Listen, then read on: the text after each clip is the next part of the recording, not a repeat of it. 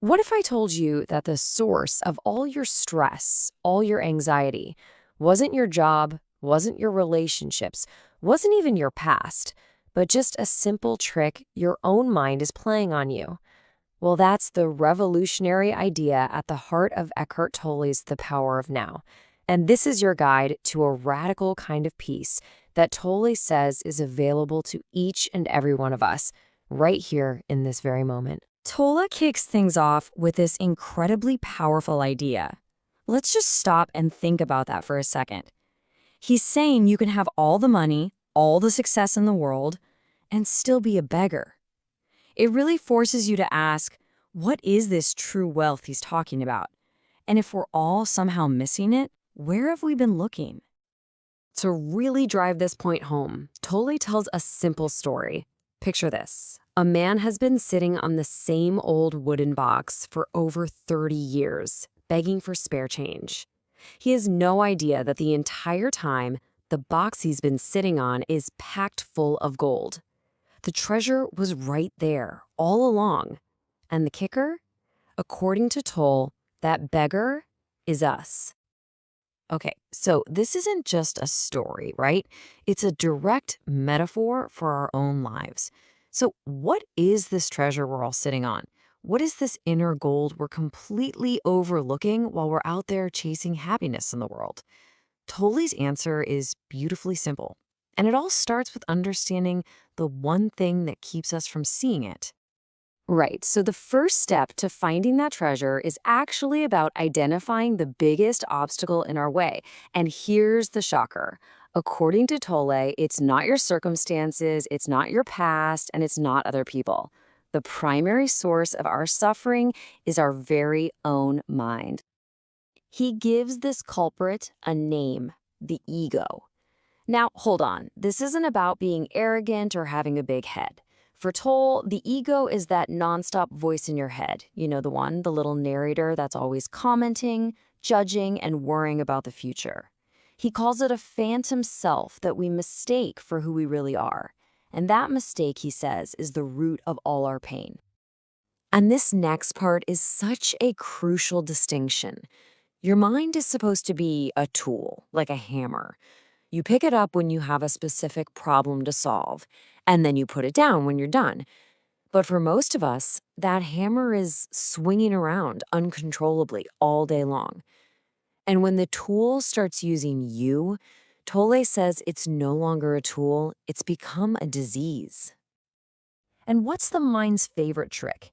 Trapping us in what Tolle calls psychological time. Come on, we've all been there, right? Lying awake at night, replaying some old argument, feeling that pit of regret in your stomach, or maybe you're constantly worrying about something that hasn't even happened yet.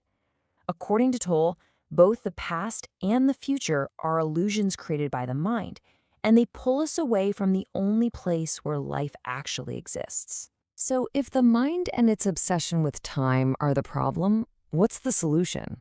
This is where it gets really good.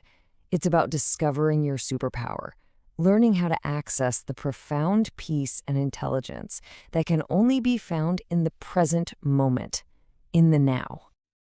Now, this next idea is so simple, it's actually easy to miss, but it is completely life-changing when you truly grasp it. Just think about it for a second. Nothing in your life ever happened in the past. It happened in a moment that was now. And nothing will ever happen in the future. It will happen in a now. Your entire life is just a series of present moments. This moment, right here, it's the only thing that's ever real. And hey, this isn't some grand new concept. Centuries ago, the mystic Meister Eckhart said pretty much the exact same thing. He called time the greatest obstacle. This just goes to show you how timeless this wisdom really is. Escaping that mental trap of past and future is the key to everything. Okay, this all sounds great in theory, but how in the world do we actually do it? Especially in the middle of a stressful day. Well, Tolle offers some surprisingly simple, practical exercises to train our attention. Let's walk through the most important one. The core practice is called watching the thinker. You can even try it right now. Just for a second, notice the voice in your head. Don't judge it, don't try to stop it. Just listen to it as if you were listening to someone else talk. The moment you start doing that, you'll notice something incredible.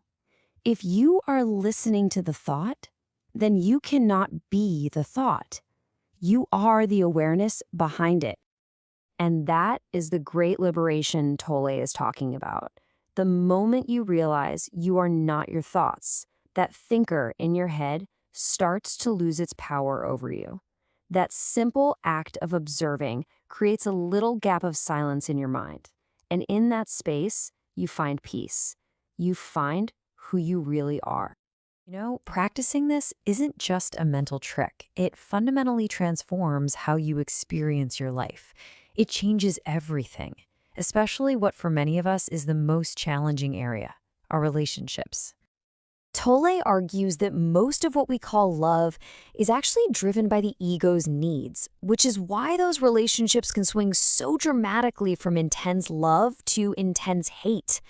But when a relationship comes from a place of presence, it's a totally different ballgame. It's not about what you can get. It's about sharing a state of connection, a sense of oneness that has no opposite. It's not a transaction, it's a true union. This whole transformation really hinges on one powerful and honestly, a very misunderstood concept: surrender. Now, I know that word can sound weak, right? Like you're giving up. But Tolle means the exact opposite. It's about the profound wisdom to stop fighting with reality. It means accepting this moment exactly as it is without your mind arguing that it should be different. And in that acceptance, you find incredible freedom and power. So what's the big payoff? What's the gold inside that box we talked about at the beginning? As you can see, the benefits are immense. It's not just about feeling a little calmer. It's about dissolving negativity at its very root, ending conflict, and connecting to a peace that has nothing to do with what's happening on the outside. This is that radiant joy of being that Tolle mentioned at the very start. Ultimately, this whole practice leads to the greatest freedom of all, freedom from the fear of death. Tolle captures this in a really profound paradox. He says, the secret is to die before you die. He's talking about letting that false, mind-made self, the ego, die. Because when that you dies, you discover the part of you that is timeless, the part that was never born and can never die. And so we end right where we began, right now. The future isn't some distant place you're headed. It's being created by the quality of your consciousness in this very moment. So I'll leave you with this question from Toll to reflect on. Right now, what is the quality of yours?